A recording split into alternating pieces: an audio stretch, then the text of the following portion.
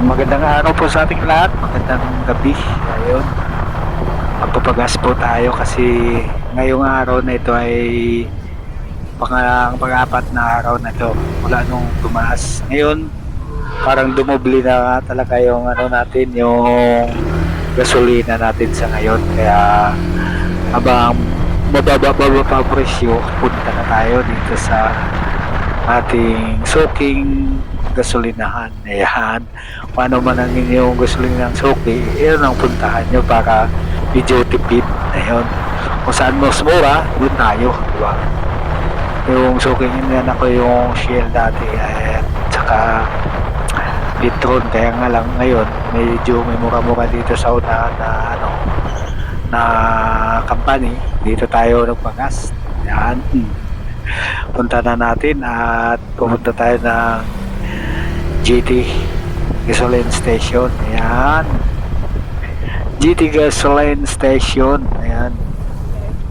Ayan, malapit-lapit na po tayo at pakargahan natin ng siguradong full tank na po to kasi habang maaga pa kailangan natin kargahan para hindi tayo sa sunod na araw kakarga tayo.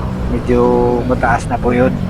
Halos dumubli na po yung presyo ng ating gasolina. Ayan, dating 55 ngayon 84 na, 84, 88. Ayan, yung iba nga sa Shell 90, 99 ngayon sa iba. Ayan.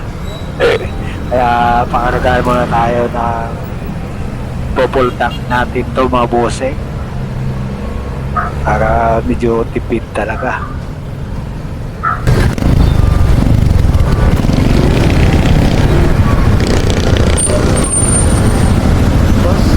Needed.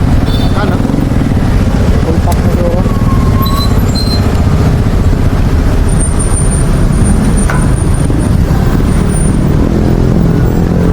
Number 5 po needed. Contact.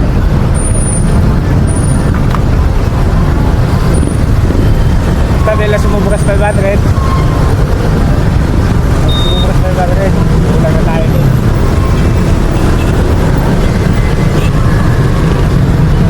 Sabi kahapon ng 64, ngayon 79 na. Oo. Taas pa ba yan? Kanina, di ko lang alam. Baka tumaas ba? Minsan ano eh. Kahit kakataas lang. Nagpuas. Grabe, 64 lang kahapon. Nagpatagkas ako dito, 64 na.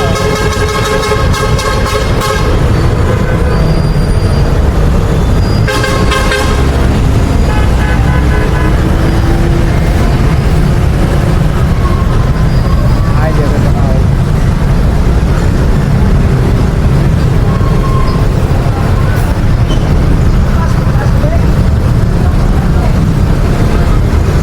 Wala. Awas na eh. 372.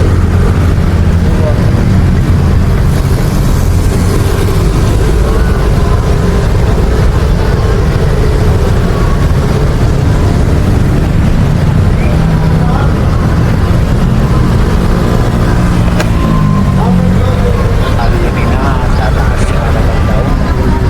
Kaya mga araw lang, bukas lang mag-inaw tapos tumaas ng bigla, di ba? Ganon kataas na yung ano, mga gasolina sa ngayon. Tuloy-tuloy po po ang pagbulusok ng ating gasolina. Ayan, halos dumubli na po yung dating presyong 55 ngayon. 84, 85 na, 99. Ayun, 100 na nga sa iba. Ayun. Ito kasi yung company na medyo mura, yung GT tsaka ano, Uno. Yan. Yung Uno nga medyo mataas na rin sila magbinta.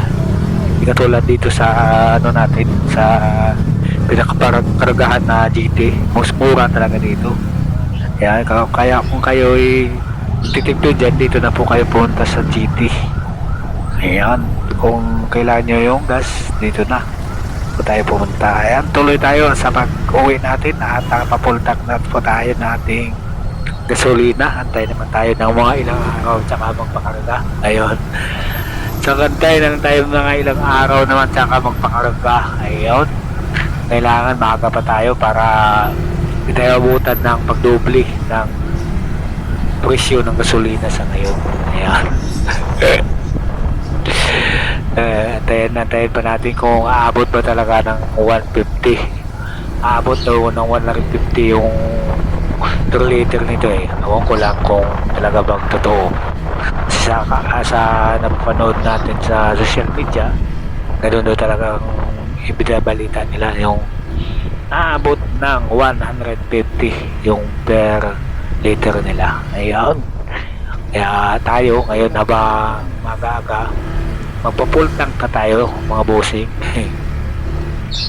Kaya kayo dyan, kung may tira naman kayo dyan na baka allowance o pang budget sa ano natin, kailangan nyo pakakargaan yung ano nyo, yung motor na o sasakyan nyo na i-full tank kagad para medyo nakamura tayo ng konti. Ayan mga bossing, shout out sa mga lahat ng rider at biyaheros. Ayan, kumusta kayo sa araw na ito, sa gabing ito pala. Ayan, pauwi na po tayo at maraming salamat. Sinishare ko lang sa inyo yung presyo ng gasolina sa araw na ito. Ayan mga bossing, maraming salamat at mabuhay tayong lahat sa araw na ito. Kaya paki-like and share and subscribe na rin ang aking YouTube channel, ang Lakwat si Romang yan. Ayan mga bossing, para lagi kayo updated sa mga na-upload kong video. Ayun, mga na-upload kong video. Ayan mga bossing, oh. Madilim na nga dito sa aming pagpauwi, kaya napagas tayo ng madali tayo nagpakarga, baka abutan pa tayo ng pagtaas ng gasolina. Ayan. Kaya kayo dyan mga bossing, magpakarga na po kayo ng i-full tank nyo na yung mga sasakyan nyo para hindi kayo mahutan ng pagtaas ng gasolina. Ayan, mabuhay tayong lahat at maraming salamat. Hanggang dito na lang mga bossing. Ayan, nandito na po tayo sa ating bahay.